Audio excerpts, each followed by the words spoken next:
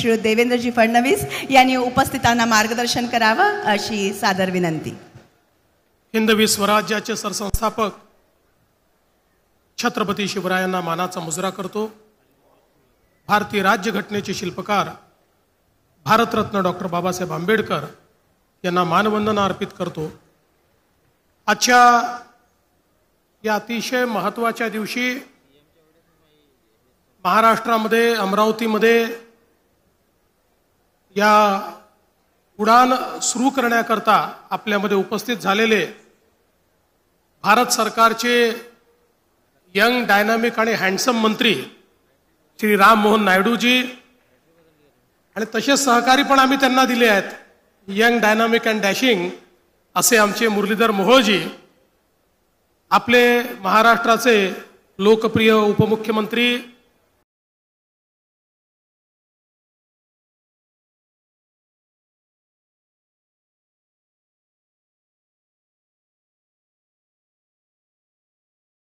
मुलुंडमध्ये एका शाळेत मनसे आक्रमक झाली आहे। शाळेतील एका शिक्षकानं महिला शिक्षिका आणि विद्यार्थिनीची छेड काढली। मनसेनं शिक्षकाच्या अंगावर कोळसा फेकलाय। घटनास्थळी पोलीस दाखल झाले। शिक्षक पोलिसांच्या ताब्यात आहे। शिक्षकाच्या अंगावर मनसेनं कोळसा फेकलाय।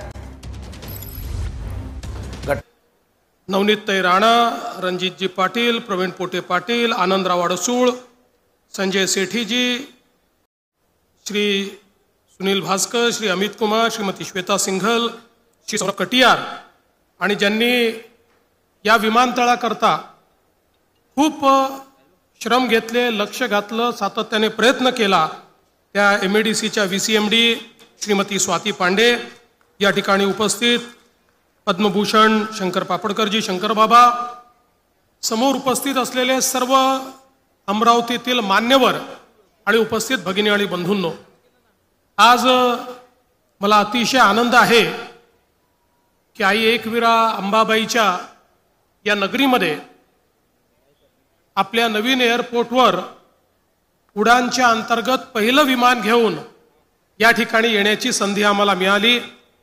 या निमित्ताने खरं म्हणजे राष्ट्रसंत तुकडोजी महाराज, राष्ट्रसंत गाडगे बाबा, त्याचप्रमाणे प्रज्ञाचक्षू गुलाबराव महाराज, त्याचप्रमाणे चक्रधर स्वामी आणि ज्यांनी खऱ्या अर्थानं शिक्षण क्षेत्रामध्ये क्रांती करून आपल्याला शिक्षणाचा परिचय करून दिला, ते भाऊसाहेब उर्फ पंजाबराव देशमुख या सर्वांच्या चरणी या ठिकाणी नतमस्तक होतो।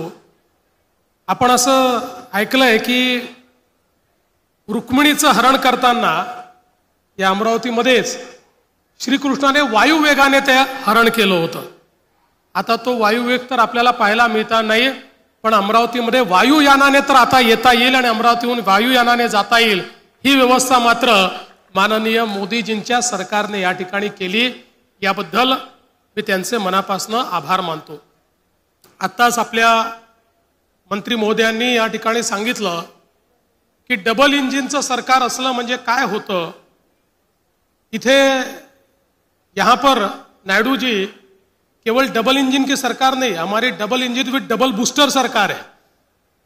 2 इंजन भी और 2 बूस्टर भी साथ में है, इसलिए बहुत तेजी से हमारी सरकार चलती है और हम तीनों मिलकर इस महाराष्ट्र को आगे ले जाने का प्रयास कर रहे हैं, महाराष्ट्र को विकसित महाराष्ट्र में परिवर्तित करने का प्रयास कर रहे हैं।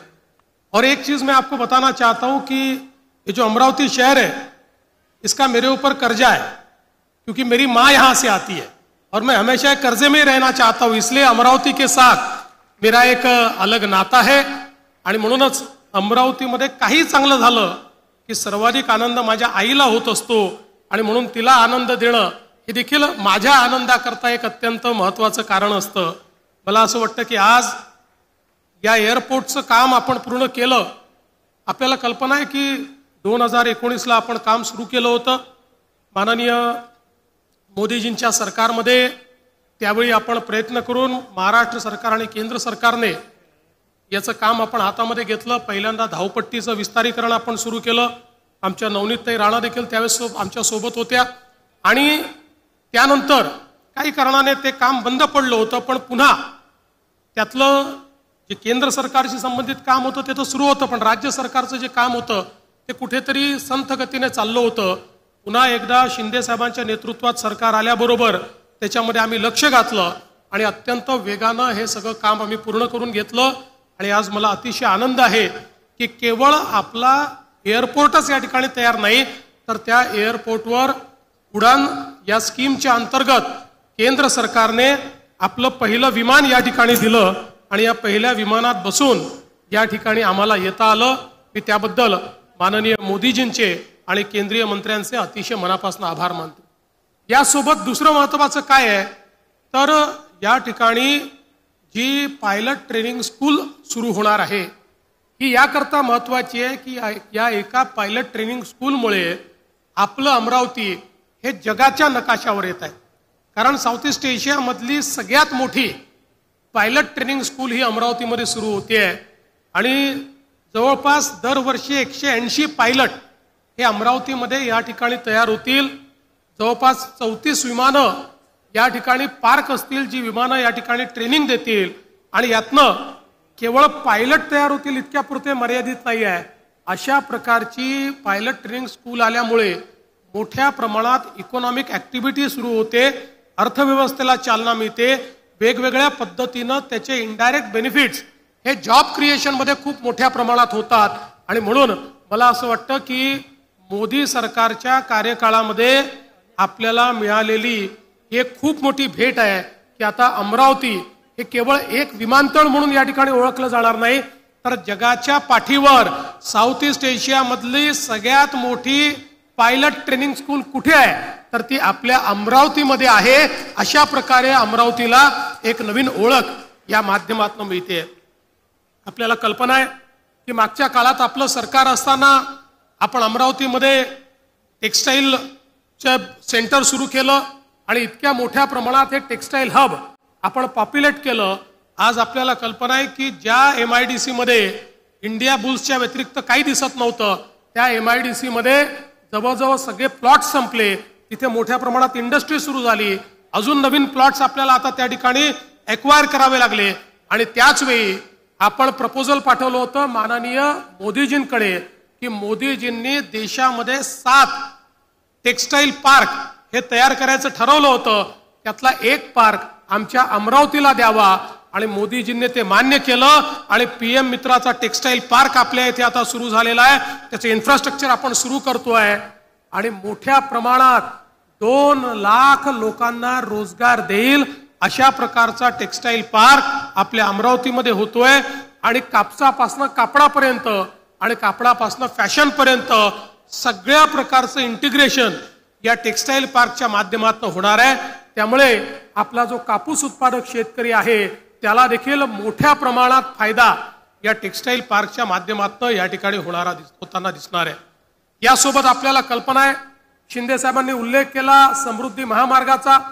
समृद्धी महामार्गामुळे एकीकडे आपण मुंबईशी जोडलं गेलो आहोत, JNPT पोर्टशी जोडलं गेलो आहोत आणि आता महाराष्ट्रामध्ये एक नवीन पोर्ट तयार होतोय, वाढवण पोर्ट, जो देशातला सगळ्यात मोठा आणि जगातल्या पहिल्या 10 मधला पोर्ट असेल.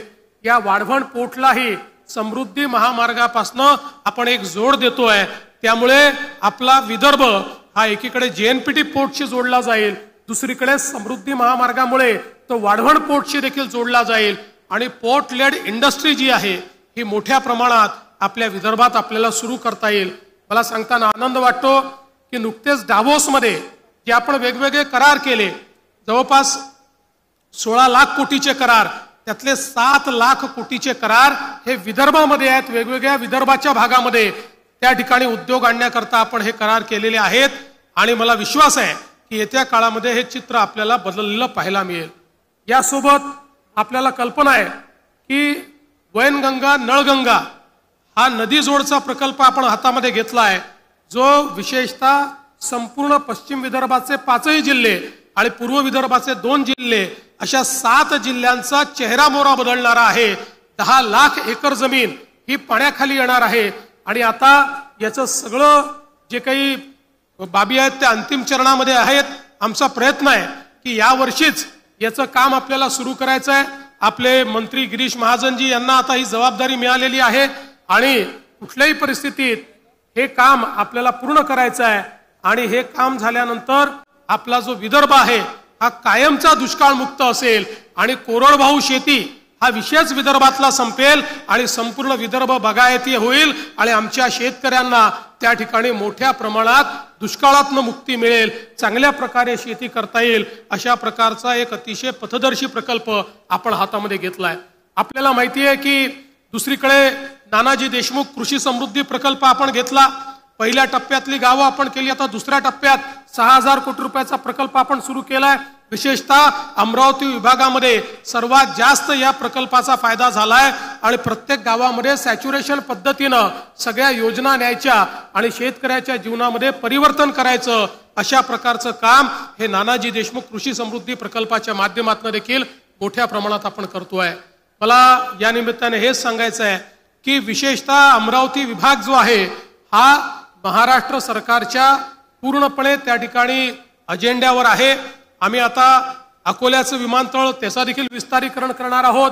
यवतमाळचं जे विमानतळ आहे ते विमानतळ आता आम्ही अनिल अंबानींच्या रिलायन्स कंपनीकडनं परत घेतलेलं आहे, तेही MADCला दिलेलं आहे. पुढच्या काळात त्याचंही विस्तारीकरण आम्ही करणार आहोत.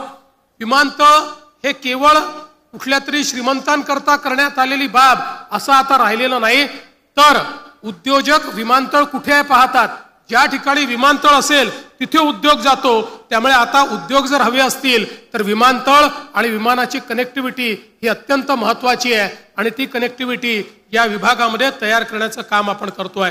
आपल्याला कल्पना आहे अमरावतीला मेडिकल कॉलेजचं काम आपण सुरू केलं आणि त्यासोबत आता येत्या काळामध्ये अमरावतीकरांची इच्छा आहे की या ठिकाणी IT पार्कची निर्मिती झाली पाहिजे. निश्चितपणे तोही विषय आपण हातामध्ये घेतो आहोत आणि अमरावतीला एक चांगला IT पार्क या ठिकाणी कसा तयार करता येईल आणि त्या ठिकाणी आपल्याला IT इंडस्ट्री कशी आणता येईल हाही पुढच्या काळामध्ये आपला प्रयत्न असेल.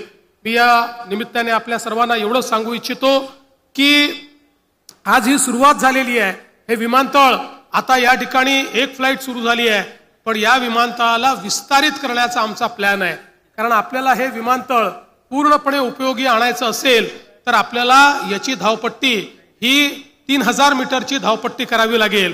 पहिल्या टप्प्यामध्ये ही धावपट्टी 2400ची होऊ शकते.